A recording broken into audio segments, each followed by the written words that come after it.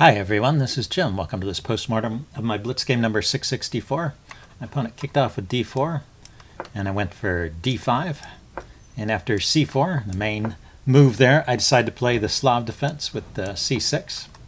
And now my opponent goes knight to c3. You can see knight c3 is the second choice, and it allows the Winawer gambit, which I think is why it's a little less popular than knight f3. Otherwise, they're pretty similar.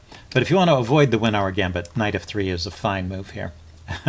But you can play it, and if you have, people play knight c3 because it's part of some kind of system that they've learned where they always have the knight on c3. And so you can play this. You just need to come up with some line against the Winawer gambit. It's not like the Winawer gambit is winning for black or anything, but it's an interesting way to play. You can see it's the fourth choice here, and not the best move. The best move for black is probably one of these other moves, knight f6 or e6, which is how I play it when I'm not playing the gambit or taking. That's a respectable line as well. So e5, though, leads to interesting play. And the main response is to take it. If white plays e3, then black can push on with e5. It becomes something like a French defense with colors reversed. And it's okay. It's nothing great for white. So white should really take that pawn. That's the most challenging move and the way to try and get an advantage as white, or to get the biggest advantage as white. And then the idea of the Winawer gambit is to push on with d4. So my opponent is playing all the normal moves here. I have seen this move, knight b1. Seems like kind of a funny idea, but the knight can reroute to d2, which would transpose into other lines, or sometimes a bishop comes out. The knight on e4 is a bit of a target, but it's a more active post, so pros and cons. But that's the main move here. Then the queen comes out to deliver the check, and this is the key tactical idea of the Winawer gambit, is you don't actually lose the pawn, you round it back up. And you get this kind of unusual position. And there's two ways to block. You can block with knight d2, or you can block with bishop d2. And they're both good. Maybe bishop d2 is a little better, and because it keeps the pieces out. And then queen takes e5. And then here's where my opponent goes wrong. So let's show how white should play this. Let's back up one point. At one point earlier, before taking on e5 at this point, it's also possible for white to throw in c takes d5. I don't know if that has any great independent significance, so that's something you can also explore. Okay, but let's go forward in the game. I played d4, he moved the knight, I delivered the check, he blocked, and I take. Okay, and so now he played queen c2, which is a mistake. You have to do something about this knight, and the normal move is just to retreat it over to g3. It's not a bad square for the knight. The knight's safe there, and his other knight is going to develop with a tempo on the queen. So, I'd finally develop another piece besides my queen. He plays knight f3, and I have to move my queen again. That's why this is okay for white. White gets a lot of tempos kicking my queen around, and now queen c2 is a good move here.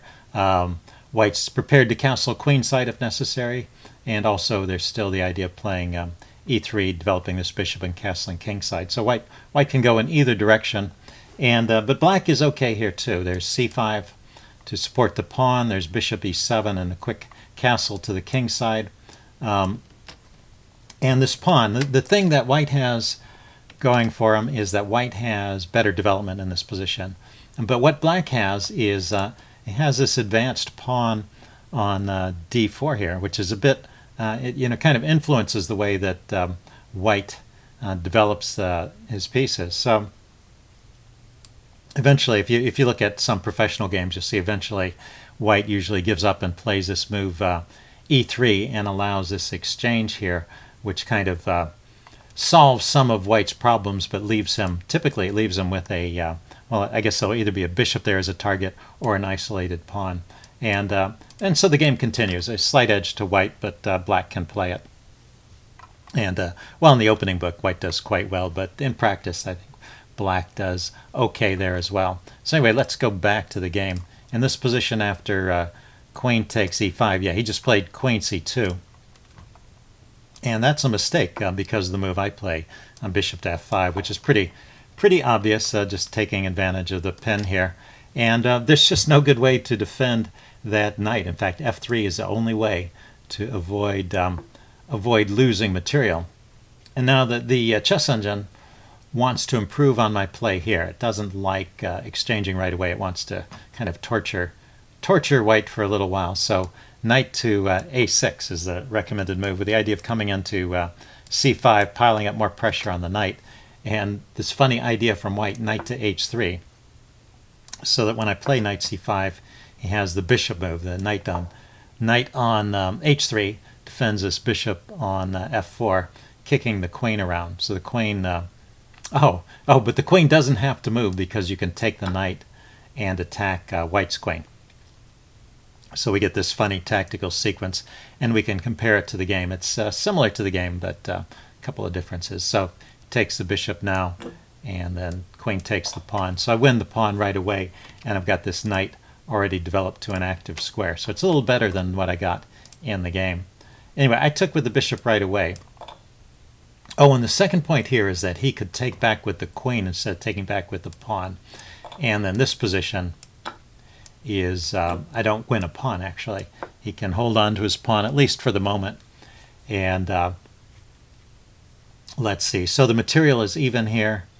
1, 2, 3, 4, 5, 6, 7. 1, 2, 3, 4, 5, 6, 7. Yeah, the material is even here. White has the bishop pair. Black has a little better development, it looks like, because this bishop is hemmed in by the pawns. And, well, it's a game from this point. Black is better, but not as good as the game. Not as big an advantage for black as I got in the game. So he took with the pawn. And, well, once again, this piece, or pawn on e4, is not so easy to defend. I just pile up on it with knight f6. Let's see, he played knight f3 to kick my queen, and now I grab the pawn.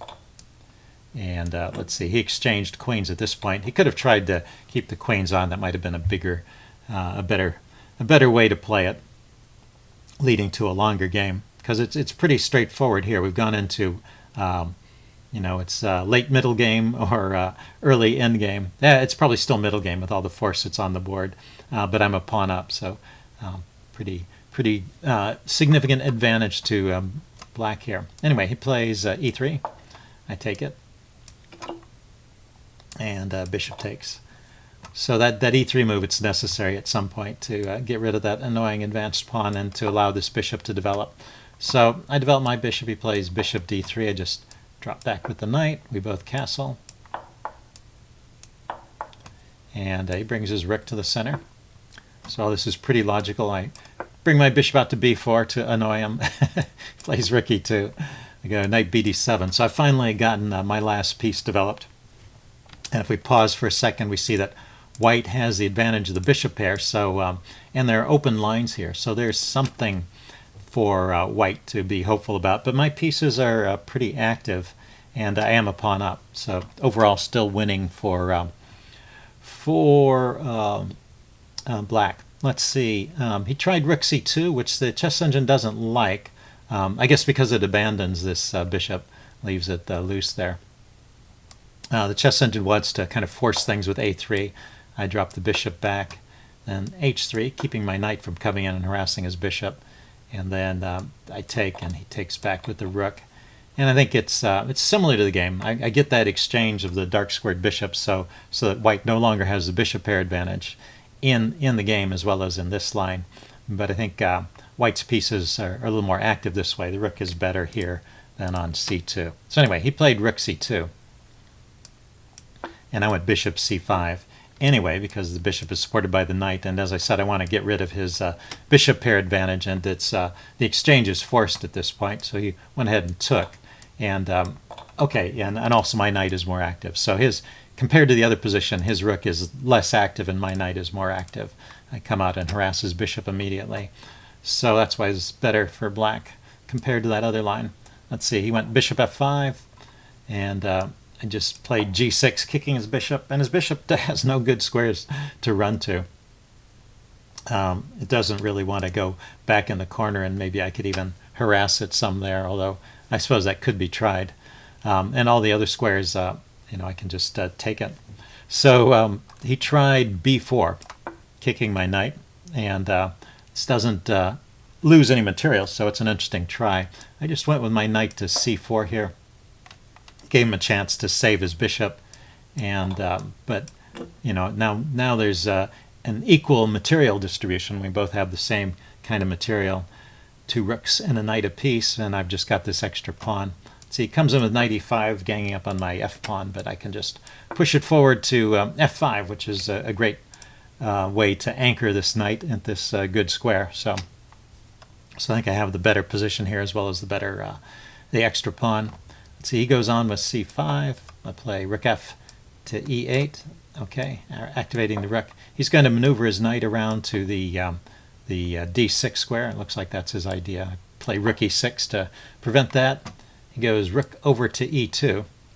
And already there's this tactic that I play in the game, but I didn't play it here. I spotted it on the next move. I play rook a to e1, plays rook f.